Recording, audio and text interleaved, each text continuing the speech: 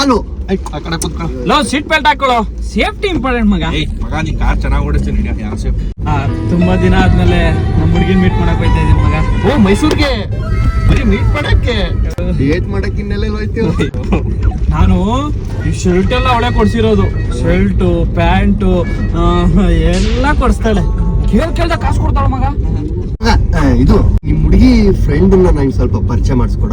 ಹೇಯ್ loafer ನನ್ ಮಗನೇ, ಅವಳು ಒಳ್ಳೆ ಮುಂಡೆ ಕಣೋ ಲೋಫರ್. ಕೇಳ್ದಾಗ ಯಾವಳ ಕಾಸು ಕೊಡ್ತಾಳೆ?